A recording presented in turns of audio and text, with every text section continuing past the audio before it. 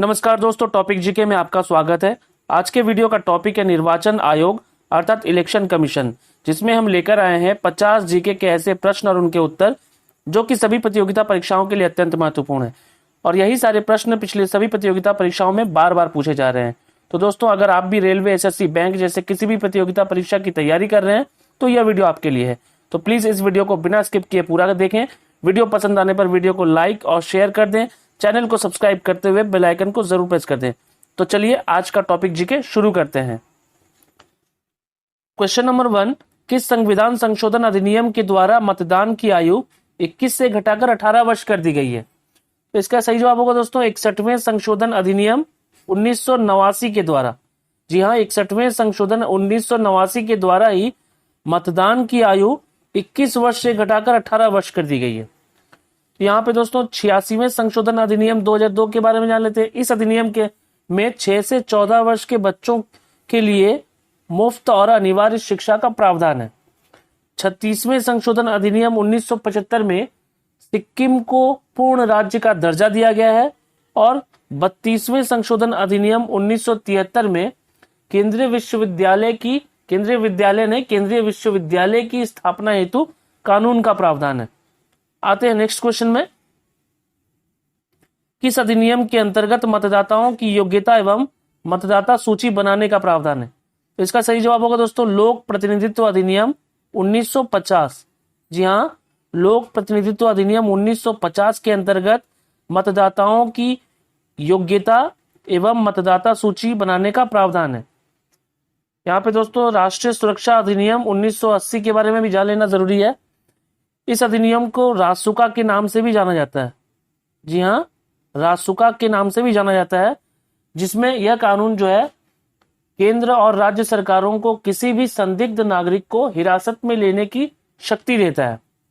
शस्त्र अधिनियम में जो है इसमें अवैध हथियार रखने पर सजा का प्रावधान है। और न्यूनतम मजदूरी अधिनियम 1948 में राज्य जो है वो मजदूरों के लिए न्यूनतम मजदूरी तय करती है।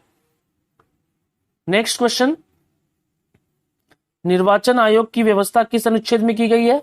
तो इसका सही जवाब होगा दोस्तों अनुच्छेद 324 के 1 से 5 में।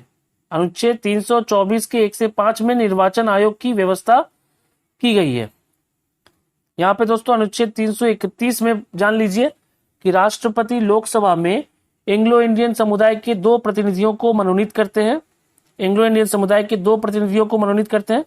और अनुच्छेद 352 के अंतर्गत राष्ट्रीय आपातकाल, जी हाँ, राष्ट्रीय आपातकाल का प्रावधान है।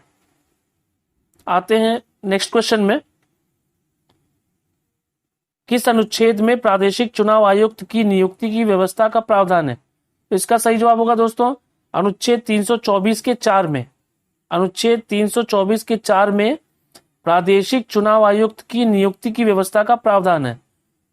दोस्तों यहाँ पे अनुच्छेद 356 जो ऑप्शन ए है, तो अनुच्छेद 356 के बारे में जान लीजिए। अनुच्छेद 356 जो है वो राज्यों में राष्ट्रपति शासन का प्रावधान है। और अनुच्छेद 343 में संघ की राजभाषा हिंदी और लिपि देवनागरी है, इसका उल्लेख है। आते हैं नेक्स्ट क्वेश्चन। भारत में पहली बार निर्वाचन आयोग का गठन कब किया गया?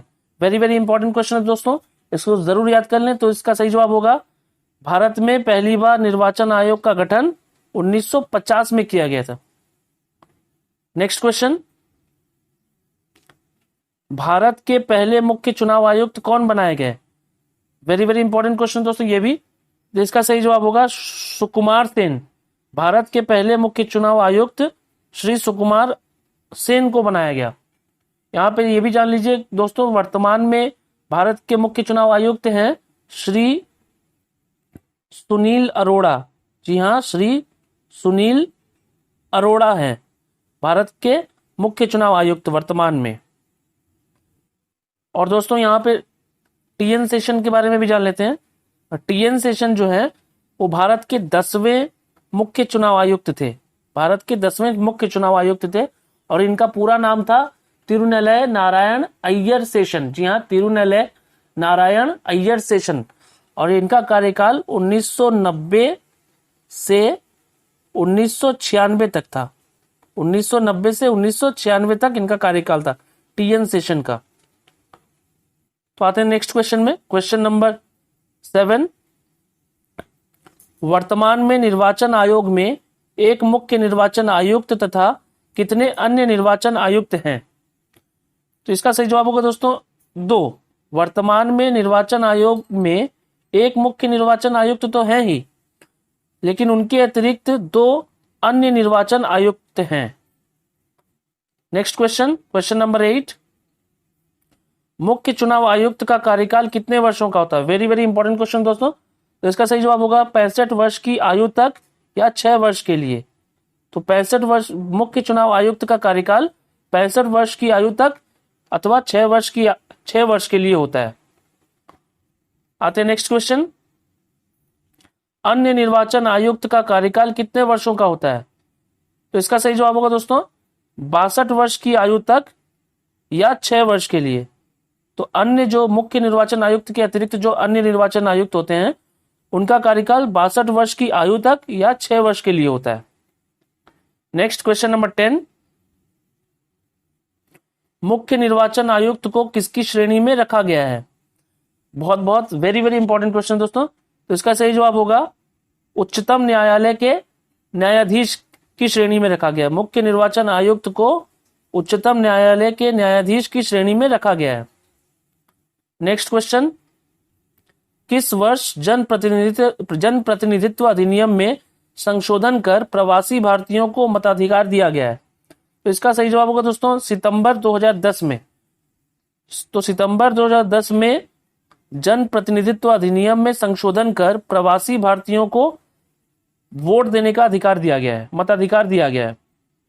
नेक्स्ट क्वेश्चन, क्वेश्चन नंबर 12, उम्मीदवारों को नामांकन पत्र दाखिल करने के लिए कितने दिन का समय दिया जाता है? तो इसका सही जवाब होगा दोस्तों 7 दिन।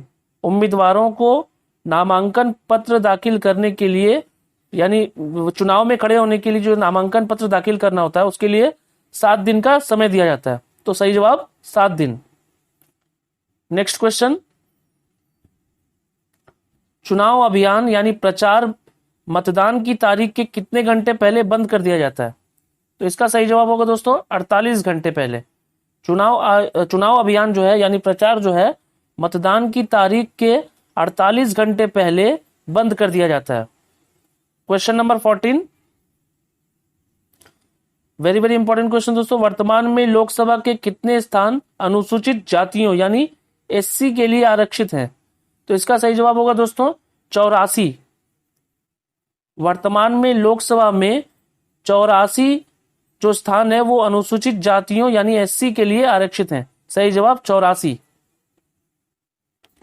नेक्स्ट क्वेश्चन, वर्तमान में लोकसभा के कितने स्थान अनुसूचित जनजातियों यानी एसटी के लिए आरक्षित हैं? तो इसका सही जवाब होगा दोस्तों 47।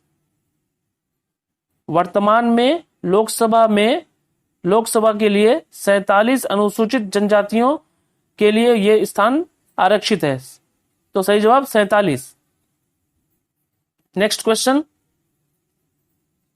किस समिति ने चुनाव में भाग लेने वाले प्रत्याशी के लिए न्यूनतम शैक्षणिक योग्यता निर्धारित करने की सिफारिश की थी? तो इसका सही जवाब होगा दोस्तों के संथानम समिति ने।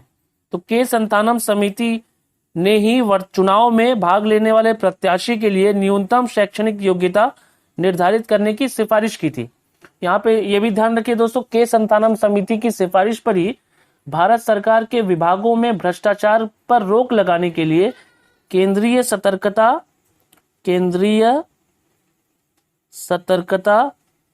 आयोग, जी हाँ, केंद्रीय सतर्कता आयोग का गठन 1964 में किया गया। 1964 में। आते हैं दोस्तों नेक्स्ट क्वेश्चन में, चुनाव में मतदाता पहचान पत्र की अनिवार्यता किसने शुरू की? Very very important question. तो इसका सही जवाब होगा दोस्तों टीएन शेषन। जी हाँ, तो इसका सही जवाब होगा टीएन शेषन। चुनाव में मतदाता पहचान पत्र की अनिवार्यता श्री टीएन शेषन ने शुरू की थी, जो कि भारत के 10वें मुख्य चुनाव आयुक्त थे। नेक्स्ट आते हैं क्वेश्चन में, नियमित अंतराल यानी 5 वर्ष में होने वाले लोकसभा के चुनाव को क्या कहते हैं? तो इसका सही जवाब होगा दोस्तों आम चुनाव।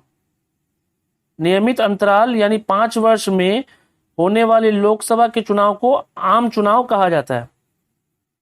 नेक्स्ट क्वेश्चन, कार्यकाल के पहले ही लोकसभा या विधानसभा भंग होने पर किए गए चुनाव को क्या कहते हैं?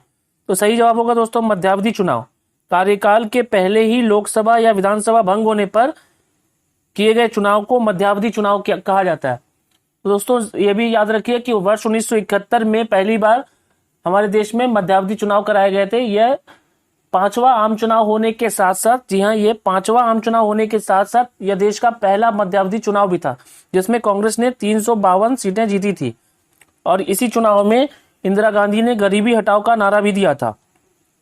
नेक्स्ट क्वेश्चन नंबर 20, किसी लोकसभा या विधानसभा सदस्य की मृत्यु के कारणवश खाली सीट पर कराए जाने वाला चुनाव को क्या कहते हैं? तो इसका सही जवाब होगा दोस्तों उपचुनाव। किसी लोकसभा या विधानसभा सदस्य की मृत्यु के कारणवश खाली सीट पर कराए जाने वाले चुनाव को उपचुनाव कहा जाता है। नेक्स्ट क्वेश्चन में आते हैं, चुनाव क्षेत्रों का सीमांकन कब तक के लिए निर्धारित है? इसका सही जवाब होगा दोस्तों वर्ष 2026 तक। जो चुनाव क्षेत्रों का सीमांकन वर्ष 2026 तक के लिए निर्धारित है। यहाँ दोस्तों ये याद रखिए कि चुनाव क्षेत्रों के सीमांकन या सीमाबद्ध करने का अधिकार परिसीमन आयोग के पास होता है। परिसीमन आयोग के पास होता है। और दोस्तों ये भी याद रखिए कि परिसीमन आयोग का अध्यक्ष कौन होता है? तो परिसीमन आयोग का अध्यक्ष मुख्य चुनाव आयुक्त होता है। नेक्स्ट क्वेश्चन में आते हैं। तो दोस्तों अभी तक अगर आपको हमारी यह वीडियो अच्छी लग रही हो तो प्लीज एक लाइक कर दें और हमारे चैनल को प्लीज सब्सक्राइब कर लें। तो क्वेश्चन नंबर 22, लोकसभा के लिए सबसे पहले आम चुनाव कब आयोजित हुए थे? तो इसका सही जवाब होगा दोस्तों वर्ष 1951-52 में। वर्ष 1951 में इस आम चुनाव के लिए प्रक्रिया शुरू हुई थी और 1952 में ये लोकसभा के लिए सबसे पहले आम चुनाव करवाए गए थे। तो सही जवाब होगा वर्ष 1951-52 में। नेक्स्ट क्वेश्चन, भारत के किस राज्य में पहली बार गैर कांग्रेसी सरकार बनी थी? तो इसका सही जवाब होगा दोस्तों केरल में। भारत के केरल राज्य में पहली बार गैर कांग्रेसी सरकार बनी थी। यहाँ पे दोस्तों यह भी याद रखिए कि ये 1957 में बनी यह भारत की पहली 1957 में बनी यह भारत की पहली कम्युनिस्ट पार्टी की सरकार थी। आते हैं नेक्स्ट क्वेश्चन में, क्षेत्रफल की दृष्टि से कौन सा संसदीय चुनाव क्षेत्र सबसे बड़ा है? इसका सही जवाब होगा दोस्तों लद्दाख क्षेत्र। क्षेत्रफल की दृष्टि से लद्दाख क्षेत्र जो है वो सबसे बड़ा संसदीय चुनाव क्षेत्र है। यहाँ पे दोस्तों याद रखिए कि लद्दाख क्षेत्र जो है उसका क्षेत्रफल जो है वो 1,73,266 वर्ग किलोमीटर है। और यहाँ के सांसद कौन है? यहाँ के सांसद हैं जामयांग सेरिंग नामग्याल। जी हाँ, जामयांग सेरिंग नामग्याल जो है यहाँ के लद्दाख क्षेत्र के सांसद हैं, जो कि बीजेपी से हैं। नेक्स्ट क्वेश्चन में आते हैं, क्वेश्चन नंबर 25, क्षेत्रफल की दृष्टि से सबसे छोटा संसदीय चुनाव क्षेत्र कौन सा है? तो इसका सही जवाब होगा चांदनी चौक दिल्ली। क्षेत्रफल की दृष्टि से सबसे छोटा संसदीय निर्वाचन क्षेत्र जो है वो चांदनी चौक दिल्ली है, जिसका क्षेत्रफल मात्र 10 वर्ग किलोमीटर है। और यहाँ के सांसद श्री डॉक्टर हर्षवर्धन है, जो कि बीजेपी से हैं और ये भारत के स्वास्थ्य और परिवार कल्याण मंत्री भी हैं। तो सही जवाब चांदनी चौक दिल्ली, सबसे छोटा संसदीय निर्वाचन क्षेत्र। नेक्स्ट क्वेश्चन, राष्ट्रीय दल के रूप में मान्यता पाने के लिए किसी राजनीतिक दल को कम से कम कितने राज्य में मान्यता प्राप्त होनी चाहिए? तो इसका सही जवाब होगा दोस्तों 4 राज्य। राष्ट्रीय दल के रूप में मान्यता पाने के लिए किसी राजनीतिक दल को कम से कम 4 राज्य में मान्यता प्राप्त होनी चाहिए। नेक्स्ट क्वेश्चन, भारतीय संविधान में मतदान की आयु सीमा को 21 वर्ष से घटाकर 18 वर्ष कब की गई थी? तो इसका सही जवाब होगा वर्ष 1989 में। भारतीय संविधान में मतदान की आयु सीमा को 21 वर्ष से घटाकर 18 वर्ष की गई थी वर्ष 1989 में 61वें संविधान संशोधन द्वारा। नेक्स्ट क्वेश्चन, लोकसभा के लिए पहले मध्यावधि चुनाव कब हुए थे? इसका सही जवाब होगा वर्ष 1971 में लोकसभा के लिए पहले मध्यावधि चुनाव हुए थे, जो कि भारत की 5वीं लोकसभा चुनाव भी थी। नेक्स्ट क्वेश्चन, मत देने का अधिकार कैसा अधिकार है? तो इसका सही जवाब होगा दोस्तों विधिक अधिकार। मत देने का अधिकार एक विधिक अधिकार है। यहां मौलिक अधिकार के बारे में जान लेते हैं। तो वर्तमान में संविधान में कुल 6 मौलिक अधिकार है, जिसमें समता या समानता का अधिकार, स्वतंत्रता का अधिकार, शोषण के विरुद्ध अधिकार, धार्मिक स्वतंत्रता का अधिकार, संस्कृति और शिक्षा संबंधी अधिकार तथा संवैधानिक अधिकार शामिल हैं। यहाँ यह भी याद रखिए कि 44वें संविधान संशोधन के द्वारा संपत्ति के अधिकार को मौलिक अधिकारों की सूची से हटाकर इसे सिर्फ एक कानूनी अधिकार बना दिया गया। नेक्स्ट क्वेश्चन में आते हैं। लोकसभा अथवा विधानसभा के किसी चुनाव में प्रत्याशी की जमानत राशि कब जब्त कर ली जाती है? तो इसका सही जवाब होगा दोस्तों जब वह कुल मतदान के 1/6 मत भी प्राप्त नहीं कर पाता है। तो जब कोई प्रत्याशी कुल मतदान के 1/6 मत भी प्राप्त नहीं कर पाता है, तब लोकसभा अथवा विधानसभा के किसी चुनाव में प्रत्याशी की जमानत राशि जब्त कर ली जाती है। नेक्स्ट क्वेश्चन, डाक मतदान किस तरह का मतदान है? तो इसका सही जवाब होगा डाक मतदान एक परोक्ष मतदान है। डाक मतदान एक परोक्ष मतदान है, प्रत्यक्ष मतदान नहीं है। नेक्स्ट क्वेश्चन, मुख्य चुनाव आयुक्त की नियुक्ति तथा पदच्युत करने का अधिकार किसे है? तो इसका सही जवाब होगा दोस्तों राष्ट्रपति। मुख्य चुनाव आयुक्त की नियुक्ति तथा पदच्युत करने का अधिकार सिर्फ राष्ट्रपति को है। नेक्स्ट क्वेश्चन में आते हैं। मुख्य निर्वाचन आयुक्त को हटाने के लिए किस प्रकार की प्रक्रिया का पालन किया जाता है? इसका सही जवाब होगा दोस्तों सी, संसद के दोनों सदनों के सदस्यों के 2/3 बहुमत से महाभियोग द्वारा। जी हाँ, मुख्य निर्वाचन आयुक्त को हटाने के लिए संसद के दोनों सदनों के सदस्यों के 2/3 बहुमत से महाभियोग लाना पड़ता है। तो दोस्तों यह भी याद रखिए कि सर्वोच्च न्यायालय के मुख्य न्यायाधीश को भी उनके पद से हटाने के लिए यही प्रक्रिया अपनाई जाती है। नेक्स्ट क्वेश्चन में आते हैं।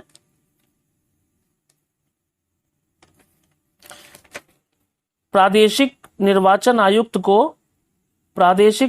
आयुक्त को किसकी सिफारिश के आधार पर हटाया जा सकता है? तो इसका सही जवाब होगा दोस्तों मुख्य चुनाव आयुक्त। ऑप्शन बी, मुख्य चुनाव आयुक्त। प्रादेशिक निर्वाचन आयुक्त को मुख्य चुनाव आयुक्त की सिफारिश के आधार पर हटाया जा सकता है। नेक्स्ट क्वेश्चन में आते हैं। क्वेश्चन नंबर 35, कौन सा चुनाव मुख्य चुनाव आयुक्त की देखरेख में नहीं होता है? तो इसका सही जवाब होगा दोस्तों ए, ग्राम पंचायत चुनाव। तो ग्राम पंचायत जो चुनाव है वो मुख्य चुनाव आयुक्त की देखरेख में नहीं होता है। नेक्स्ट क्वेश्चन, निर्वाचन आयोग का सदस्य चुने जाने के लिए कौन सी योग्यता संविधान में निर्धारित है? तो इसका सही जवाब होगा संविधान में योग्यता निर्धारित नहीं है। निर्वाचन आयोग का सदस्य चुने जाने के लिए संविधान में योग्यता निर्धारित ही नहीं है। सही जवाब सी, संविधान में योग्यता निर्धारित नहीं है। नेक्स्ट क्वेश्चन में आते हैं। भारत की निर्वाचन पद्धति किस देश के निर्वाचन पद्धति के अनुरूप है? तो इसका सही जवाब होगा दोस्तों ब्रिटेन। ऑप्शन है ब्रिटेन। भारत की निर्वाचन पद्धति ब्रिटेन के निर्वाचन पद्धति के अनुरूप है। नेक्स्ट क्वेश्चन, भारत में निर्वाचन सूची तैयार करने की जिम्मेदारी किसकी है? वेरी वेरी इंपॉर्टेंट क्वेश्चन दोस्तों। इसका सही जवाब होगा निर्वाचन आयोग की जिम्मेदारी है। भारत में निर्वाचन सूची तैयार करने की जिम्मेदारी निर्वाचन आयोग की है। नेक्स्ट क्वेश्चन में आते हैं। निर्वाचन आयोग का चेयरमैन कौन होता है? यह भी बहुत इंपॉर्टेंट क्वेश्चन है दोस्तों। इसका सही जवाब होगा मुख्य निर्वाचन आयुक्त।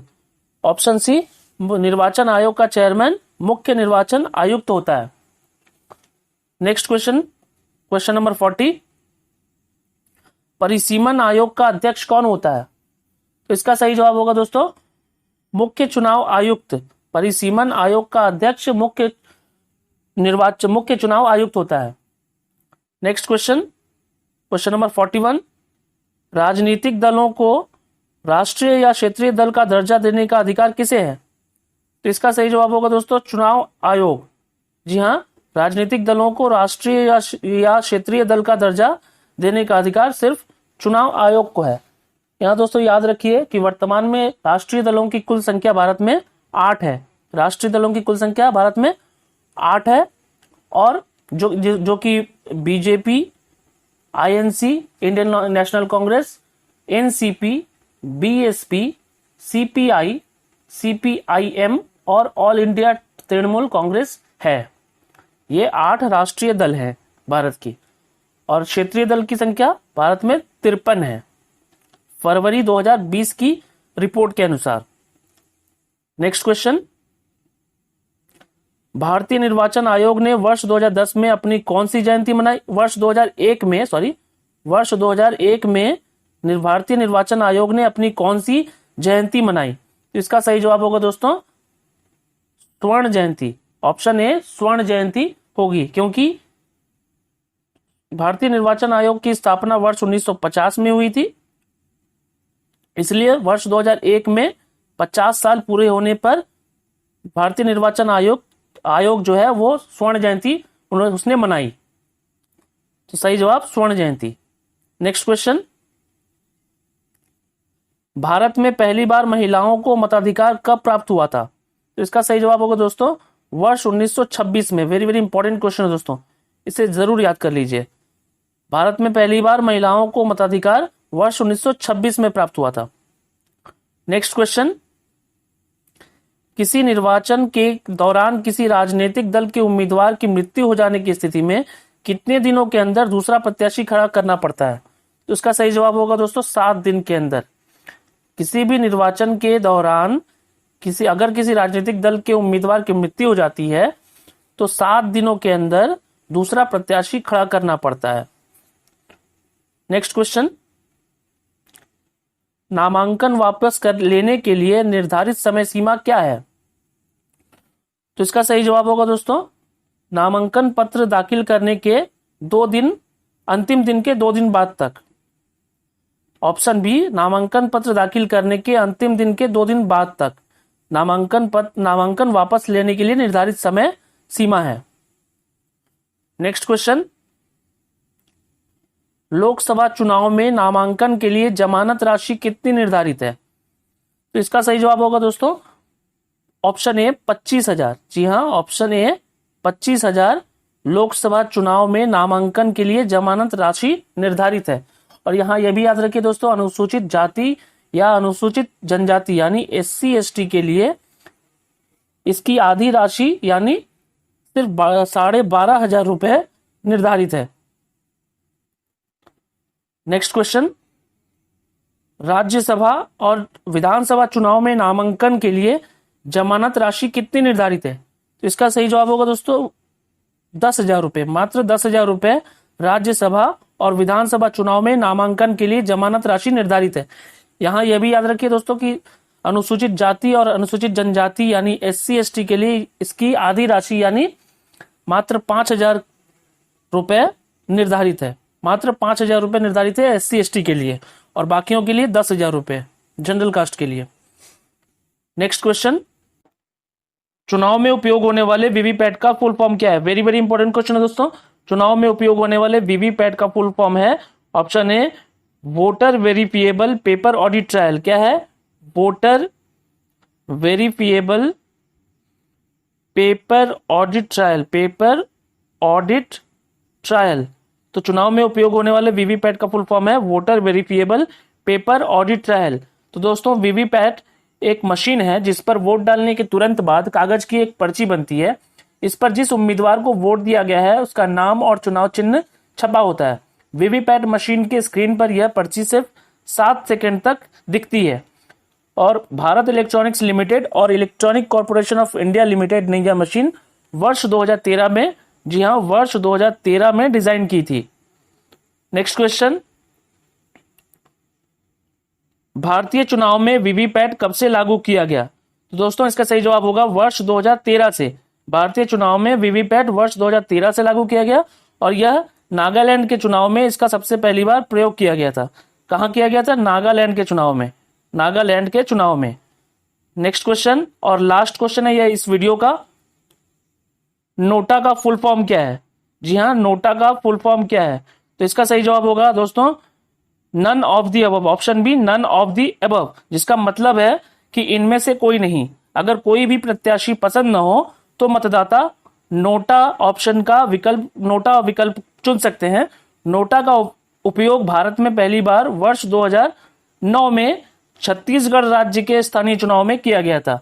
वर्ष 2009 में छत्तीसगढ़ राज्य के चुनाव में किया गया था। तो दोस्तों अगर आपको हमारी यह वीडियो पसंद आया हो तो वीडियो को लाइक और शेयर कर दें, चैनल को सब्सक्राइब करते हुए बेल आइकन को जरूर प्रेस कर दें। तो फिर मिलते हैं कि नए वीडियो के साथ, तब तक के लिए गुड बाय, टेक केयर।